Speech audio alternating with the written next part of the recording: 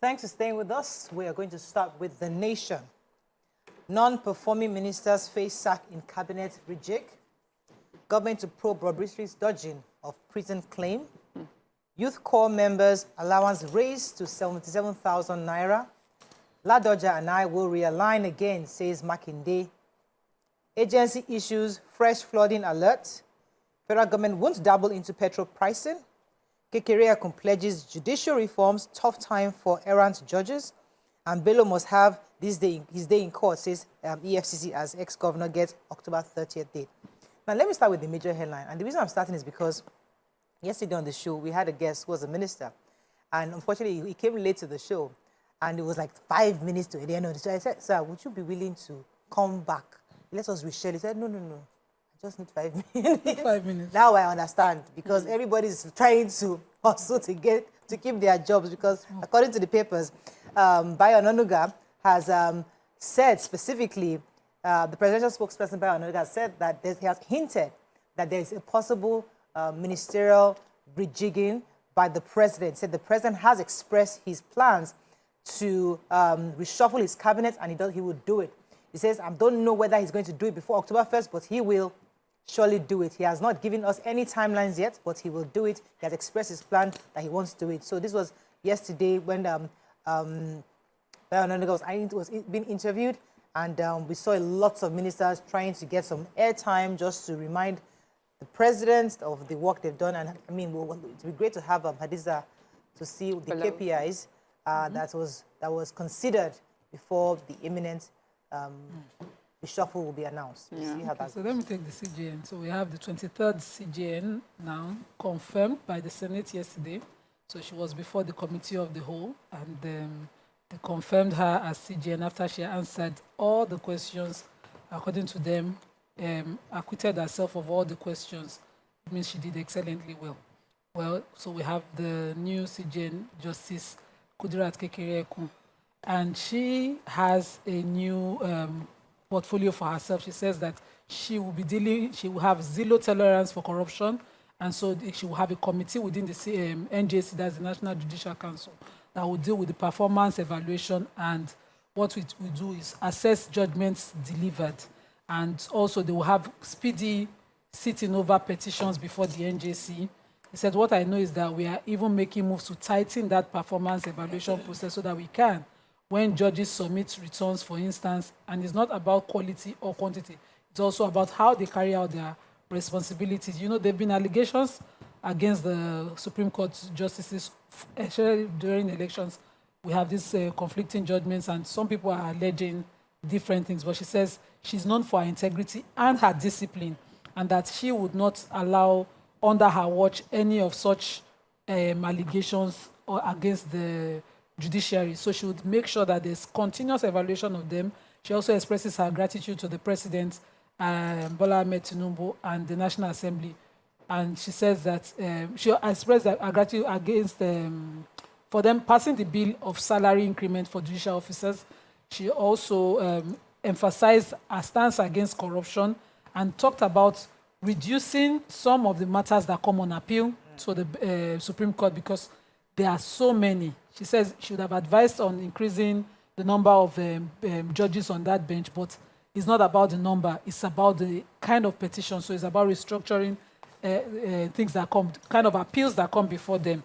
Okay. And she said, plenty. She has just read The Nation. She has laudable things, and I'm more than impressed about her appointment. Congratulations. Okay, so I have the federal government won't dabble into petrol pricing. The federal government says it will not intervene in the ongoing controversy between the NNPCL and Dangote refinery over petrol pricing. This was said by Mr. Onanuga. He says that the Petroleum Industry Act allows NNPCL to operate independently despite being owned by the federal, state, and local governments. He says that private marketers who find NNPCL or Dangote prices too high can import fuel and sell it at a reasonable price that benefits customers. He also said that, that, as we know, it's a deregulated market, which ultimately benefits consumers if price war starts. As far as this government is concerned, the PMS regime has been deregulated. Dangote is a private company. We should not forget that NNPCL is a limited liability company whatever controversy both of them are having is their problem. So I find that quite interesting, actually. You know, this NNPC is almost like the Trinity. You know, 3 in 1, 1 in 3. You know, yes. The more you see, the less you Yes. understand. You try every Do you know day. that I've removed my mind from NNPC? I'm just tired. You say NNPC and me, I've removed. I don't listen to him. They seem to me Dangote like them a or cult. Dangote or anybody else. Going back and Shall forth. give us petrol? Simple. That's all. Okay. Because they will just you turn mad. The punch. Let's move on. Sorry, I was going to take the I'm sorry. Ladoja. Oh, go ahead, Waki. Oba Ladoja turned 80 yesterday. He was greeted by the president through Bayo Ononuga, and but my interest. First of all, he was made a first-class Oba. A crown-wearing beaded Oba by the Olu-Ibadan of Ibadan land on the 12th of August. But then it was him and Ladoja. Ladoja was begging him that Oba Ladoja and the governor Makinde was begging him, saying, if I've offended you, I begged you. When I offend you, I begged you. That Ladoja was instrumental, was the midwife that made him governor in 2019, and so he cannot forget that, and that they are going to realign and something. So, you know, we are like, I wonder what caused their fight. Are they fighting? It was his kinship now. Long story. We have to appeal to You know the story? beaded crown. We've discussed it it's always been in in the past. We've discussed it in the past. Let's move on to the punch, because it's not a hot topic today. Because I know you are very interested in getting the juice. The juice The punch of the story.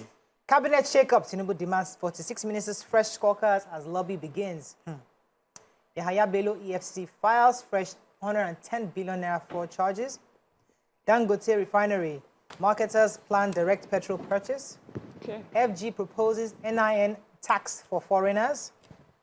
Bobrisky minister orders alleged bribery probe Falana plan suit.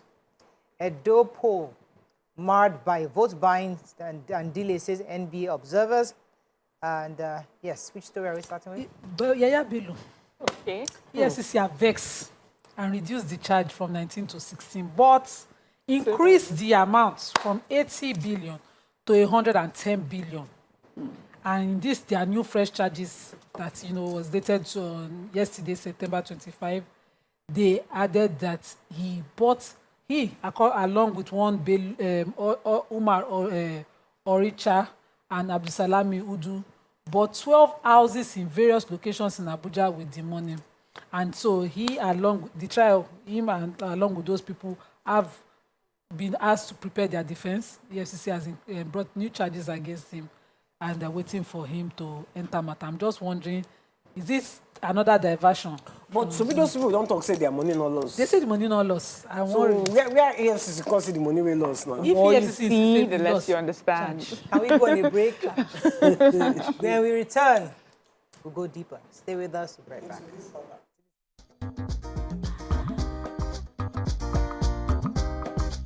Stay tuned. Your View will be right back.